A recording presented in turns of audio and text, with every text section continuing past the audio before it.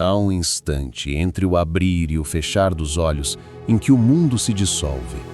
O corpo ainda repousa, mas a alma já desperta. E nesse intervalo sagrado entre o sonho e a vigília, os antigos místicos escutavam o sussurro do eterno. Eles sabiam que a realidade comum é apenas uma superfície, um espelho brumoso que reflete o que ousamos lembrar de quem somos. Quando o silêncio da madrugada se aproxima e os véus do sono ainda não se dissiparam, há um portal aberto. É ali que a consciência toca o indizível e o humano se encontra com o divino sem precisar de palavras. A mente racional tenta compreender, mas é o coração que atravessa. O chamado não vem de fora. Ele ecoa do centro luminoso que habita em nós, o ponto onde todos os mundos se encontram. Ouvi-lo é aceitar o convite para uma travessia sem mapas, onde a lógica adormece e a alma desperta para um outro modo de ver. Desde os primórdios, os místicos de todas as tradições buscaram compreender o espaço entre o sono e a vigília, esse território de fronteira, onde as leis do tempo e da matéria se tornam maleáveis, e a alma parece recordar de onde veio. No Egito Antigo, chamavam-no de Duat, o reino intermediário, onde os deuses e os homens se encontravam em visões. Entre os gregos, os iniciados dos mistérios de Eleusis aprendiam a cruzar esse limiar através de rituais que abriam a percepção interior. E nas tradições orientais, monges e yogis falavam do estado de Turiya, a quarta dimensão da consciência, além da vigília, do sonho e do sono profundo, o puro ser desperto. A chave que os místicos empunhavam não era um objeto, mas um estado. Eles aprenderam que há uma arte de permanecer consciente quando o corpo dorme e de sonhar mesmo enquanto se está desperto. Essa interseção é o terreno da revelação, onde o inconsciente e o espírito se unem para tecer símbolos, visões e mensagens do invisível. As tradições cristãs mais contemplativas também reconheceram esse mistério. São João da Cruz falava da noite escura da alma, um espaço em que o ser humano é despojado de seus sentidos e só o amor o conduz. Santa Teresa d'Ávila descreveu as moradas interiores como um castelo, onde, à medida que a alma desperta, atravessa níveis de percepção até chegar ao centro, onde habita Deus. E os antigos desertos do Oriente Médio testemunharam monges que, em êxtase ou sono profundo, experimentavam a presença divina como uma luz sem forma. Entre o Oriente e o Ocidente, entre a filosofia e a revelação, há uma sabedoria que atravessa as eras. A consciência humana é uma ponte. O sono não é um refúgio da realidade, mas uma dimensão dela. A vigília não é o oposto do sono, mas o espelho de sua profundidade. Quem aprende a caminhar entre esses dois mundos, aprende também a reconhecer que toda a existência é um vasto estado intermediário, um sonho dentro do sonho de Deus. Os antigos mestres diziam que há 3 olhos no ser humano: o olho do corpo, que vê a matéria, o olho da mente, que vê as ideias, e o olho do espírito, que vê a verdade. Quando o terceiro olho se abre, não no sentido físico, mas como expansão da consciência, o véu entre o sonho e a realidade se afina, e então, o que antes era apenas imaginação, se revela como linguagem do sagrado. A chave antiga, portanto, não é aprendida em livros. Ela se forma no silêncio, na atenção profunda e na rendição. É a prática da vigília interior, permanecer desperto mesmo em meio ao mundo adormecido. Os sufis chamavam isso de zikri, a recordação constante de Deus. Os taoístas, de atenção sem esforço, o estado em que a mente observa sem julgar. Os mestres do Zen o chamavam de consciência sem morador, um estado puro de presença. O místico compreende que o que chamamos de realidade é apenas a parte da luz que conseguimos suportar. O resto permanece envolto em sonho, não porque seja irreal, mas porque ainda não estamos prontos para percebê-lo. Entre o sonho e a vigília, a verdade dança. Ela se mostra a quem não força, a quem não exige, mas apenas observa, com o coração desperto e os olhos fechados. Esse estado liminar, entre o acordar e o adormecer, é também o instante em que o inconsciente revela o que o ego tenta esconder. Por isso, os sonhos dos místicos não são fantasias, mas mensagens cifradas da alma. Eles aprendem a escutar as imagens como se fossem oráculos e a traduzir símbolos em sabedoria viva. Cada figura onírica é um espelho, cada paisagem um reflexo interior. A alma fala em metáforas, porque a verdade é tão vasta que não cabe em palavras. E quando a consciência começa a despertar dentro do sonho, algo sagrado acontece. O ser humano descobre que também está sonhando a própria vida. Tudo o que percebe, tudo o que chama de real, é moldado pelo estado de consciência em que se encontra. Mudar o olhar é mudar o mundo. Por isso os antigos ensinavam: conhece-te a ti mesmo, e conhecerás os deuses e o universo. O místico, portanto, é aquele que vive com um pé em cada mundo. Ele caminha pela terra, mas habita também o invisível. Não foge da realidade, mas a percebe em camadas, como quem vê, sobre o cotidiano, o brilho do eterno. Sua sabedoria nasce desse ponto de transição, desse crepúsculo da consciência, onde o espírito aprende a respirar entre mundos. E talvez essa seja a verdadeira função do sonho, nos lembrar que há dimensões da existência que a razão sozinha não alcança. O sonho não é o oposto da lucidez, ele é a sua preparação, pois só quem aceita o mistério pode realmente despertar. Quando o buscador atravessa o umbral entre o sonho e a vigília, sua jornada interior começa a adquirir novas formas. O que antes era um simples adormecer torna-se um ritual e o acordar um renascimento. Ele percebe que a consciência não é uma linha reta, mas uma espiral. A cada ciclo de sono e despertar, uma parte mais profunda do ser se revela. No início, o iniciado se perde nos labirintos das próprias visões.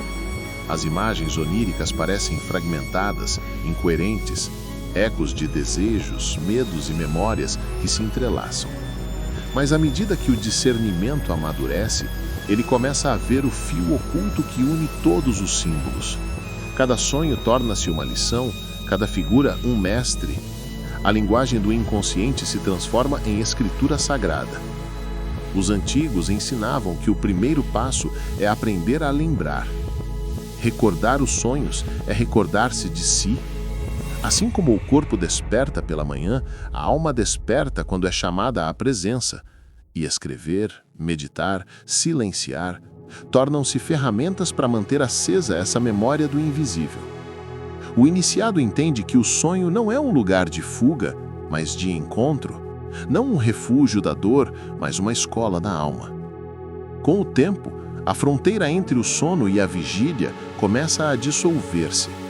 Ele percebe que pode sonhar conscientemente, mover-se, escolher, contemplar e ainda assim permanecer desperto. É o estado de consciência lúcida, onde o espírito observa o desenrolar dos mundos como quem contempla o fluxo de um rio. Nesse ponto, o iniciado compreende que a verdadeira vigília não é abrir os olhos, mas abrir a consciência para o que está além da forma. Há também o aprendizado da rendição, pois aquele que busca controlar os sonhos com a força da vontade, logo se perde em suas próprias criações. O mistério não se submete à razão, ele se revela a quem o acolhe. O iniciado descobre que despertar dentro do sonho é, antes de tudo, um ato de humildade, entregar-se àquilo que é maior, aceitar que há inteligências sutis guiando o fluxo das visões. E é nesse abandono confiante que surge a sabedoria. Durante a travessia, o iniciado experimenta momentos de confusão e silêncio. Há períodos em que o sonho desaparece e a vigília se torna árida. São as noites internas, quando o contato com o invisível parece suspenso. Mas é precisamente aí que o espírito é lapidado. Como o ouro que se purifica no fogo, a consciência é refinada na ausência de sinais, aprendendo a confiar na luz mesmo quando ela não é vista. A prática constante do silêncio torna-se um pilar. O iniciado aprende a repousar entre os pensamentos, a permanecer desperto enquanto o corpo relaxa, a observar o sono aproximar-se como quem observa o entardecer do mundo. Nessa atenção serena, ele percebe o momento exato em que o sonho começa, e ali, entre o último pensamento e a primeira imagem, o portal se abre. Nesse ponto, a experiência se transforma. O sonho deixa de ser uma sequência de imagens e torna-se um campo de energia, onde o tempo se curva e a alma reconhece sua própria natureza luminosa. Alguns relatam encontros com mestres, outros com símbolos de poder, outros ainda com o próprio silêncio, uma presença viva e ilimitada que dissolve toda a identidade. E quando o iniciado retorna à vigília, nada mais é o mesmo. As fronteiras entre dentro e fora, real e imaginário, começam a dissolver-se.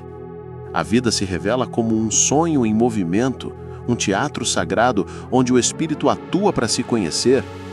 O que ele via como acaso, agora se mostra como sincronia. O que parecia rotina, agora é rito. E o simples respirar torna-se oração. Essa é a senda do místico. Caminhar com os olhos abertos sobre o véu, sabendo que o sonho e a realidade são apenas faces da mesma consciência. Ele não busca escapar do mundo, mas ver o mundo como ele é, um espelho do divino refletido no humano. O caminho do iniciado é, afinal, o caminho de todos nós, quando ousamos permanecer despertos na travessia entre mundos. Há um instante na jornada em que o iniciado deixa de buscar, e é então que o mistério o encontra. Não há mais separação entre o que sonha e o que é sonhado, entre o que contempla e o que é contemplado. A consciência se expande para além dos limites da forma e percebe que tudo vibra dentro do mesmo silêncio. Esse é o estado que os místicos chamam de união, a dissolução da fronteira entre o eu e o todo. Nesse espaço, o tempo perde significado. O passado e o futuro se dobram em um único agora. O iniciado percebe que cada respiração é uma porta, cada batida do coração, um mantra. O mundo exterior continua o mesmo, mas sua percepção foi transfigurada. Ele vê o divino não como um ser distante, mas como a própria substância da existência. O céu, o chão, a luz da manhã, o som distante do vento. Tudo é sagrado. Não há mais necessidade de provar, de compreender, de nomear. O mistério não cabe em palavras, porque é anterior a elas. A mente tenta descrever, mas o coração apenas se curva em reverência. Nesse ponto, o iniciado entende por que os antigos falavam em morrer antes de morrer. A morte de que falavam não é a do corpo, mas do eu limitado, a rendição de todas as certezas à vastidão do ser. E quando o ego se silencia, o sonho e a realidade se tornam um só fluxo. O místico vive acordado dentro do grande sonho da criação. Ele percebe que Deus, ou o princípio divino, o uno, o todo, sonha através de nós e que a vigília é apenas o modo como participamos conscientemente desse sonho eterno. Há uma paz que não depende de circunstâncias, um amor que não precisa de forma. Esse é o tesouro escondido no centro do mistério, o ponto onde o buscador, o caminho e o destino se tornam um só. Depois do encontro com o mistério, nada mais se encaixa no molde antigo. O iniciado retorna ao mundo cotidiano, mas traz nos olhos o brilho de quem já viu o invisível. Ele aprende a mover-se entre planos, a lavar a louça como quem purifica o altar, a falar como quem ora, a andar como quem atravessa um templo. A consciência desperta torna-se seu modo de existir, uma vigília interior que não dorme, mesmo quando o corpo descansa. A travessia não é uma fuga do mundo, mas o retorno pleno a ele. O místico não se isola, ele integra. Reconhece no riso e na dor, na rotina e no silêncio, a mesma presença que o visitou entre o sonho e a vigília. Compreende que tudo é expressão do mesmo espírito e que a vida, em sua imperfeição, é o campo onde a alma se exercita para amar. Nesse ponto, a dualidade se dissolve. Sonho e realidade se tornam complementos de uma única dança, luz e sombra respirando juntas. O iniciado percebe que o propósito não é escapar da ilusão, mas despertar dentro dela, transformar o sonho em templo e a vigília em oração. E assim, a jornada se completa em círculo.